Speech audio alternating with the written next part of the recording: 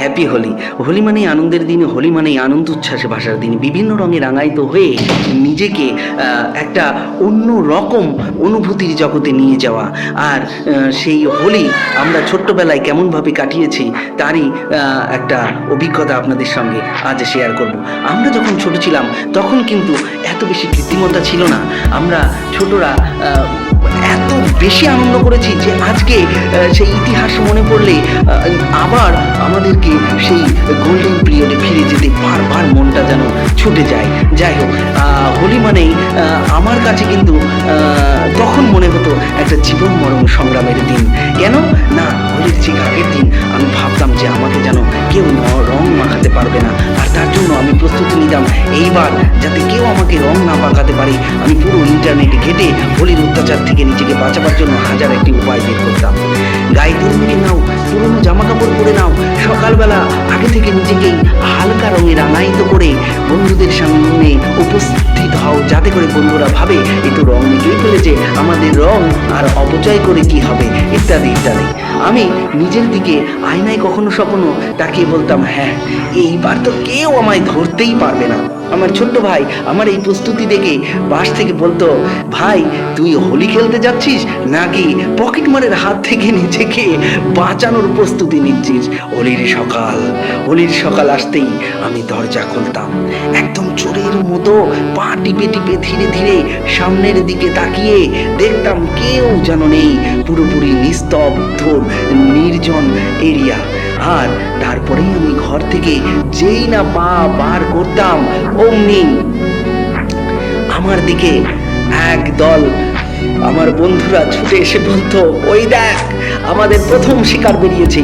আমি যা বুঝতাম আমি যেন একটা চলন্ত টার্গেট, আর বন্ধুরা হলো শার্প শুটার। প্রথম বন্ধু বালতি লোড কর, দ্বিতীয় বন্ধু জল বন্দুক তৈরি, তৃতীয় বন্ধু ডিম, আটা, রং, কড়াইয়ের গালি ইত্যাদি সহ স্পেশাল সমস্ত কিছু রেডি। আমি ছুটতাম রকেটের গতিতে।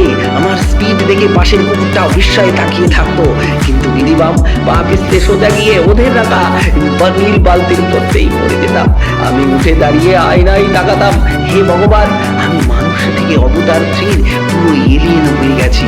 একজন চিৎকার করে বলতো, ভাই তুই এখন নীলকণ্ঠ মহাদেব, এবার এক গ্লাস ভাং খেয়ে নে। আরেকজন বলতো, বাহ একদম আধুনিক সংস্করণের কৃষ্ণ। আমি রেগে গিয়ে বলতাম, এইবার যদি কেউ তোরা আমায় ছুঁয়ে দেখেছিস, আমার গায়ে রং দিয়েছিস। কথা শেষ না হতেই পিছন দিক থেকে জল বন্দুকের এক ধারা সরাসরি মুখে এসে পড়তো।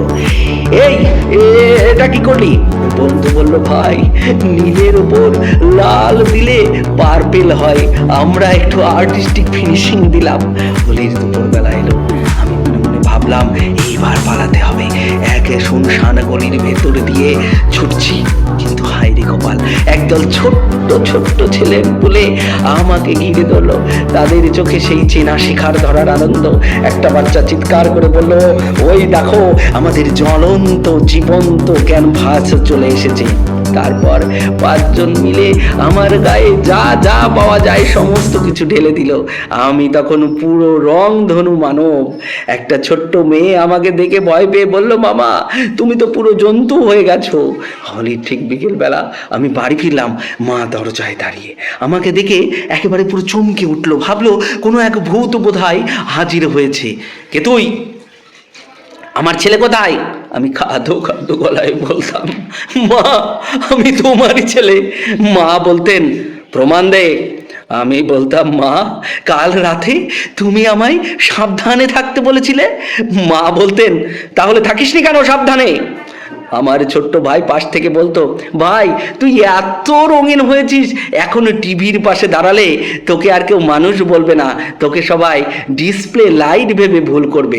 আমি গোসল করতে বাথরুমে গেলাম, 1 ঘন্টা ধরে ঘুষেই যাচ্ছি, কিচ্ছুটি উঠছে না। নিজের মুখে সাবান ঘষতে ভাবলাম আমি কি মানুষ নাকি রঙের বোতল হয়ে গেছি। হোলির পরদিন স্কুলে গেলাম, বন্ধুরা আমাকে দেখে হাসতে মাটিতে লুটিয়ে গড়াগড়ি খাচ্ছে। টিচার বলতেন, তোর মুখে এত রং কেন? আমি দীর্ঘশ্বাস ফেলে বলতাম, স্যার আমি চিরকালের জন্য রঙিন হয়ে গেছি। আমি বুঝেছি বা বুঝতাম হোলি মানেই শুধু আনন্দ নয়, এটা এটা আমার জন্য একটা সর্বনাশের দিন। পরের বছরের জন্য আমি প্রস্তুতি করতাম যে এইবার আমার কেউ রঙে রাঙায়িত করতে পারবে না। আমি আগে থেকেই হাজার রকমের প্রস্তুতি নেব। আমি কারো কাছে মুরগি হব না, বরং অন্যকে মুরগি বানাবো। কিন্তু আমি জানি পরের বছরও আমার কপাল পড়বে, আমি একই রকমভাবে বন্ধুদের কাছে মুরগি হব। কারণ আমি মুরগি হতেই যেন অভ্যস্ত, কারণ এটা হ্যাপি হোলি।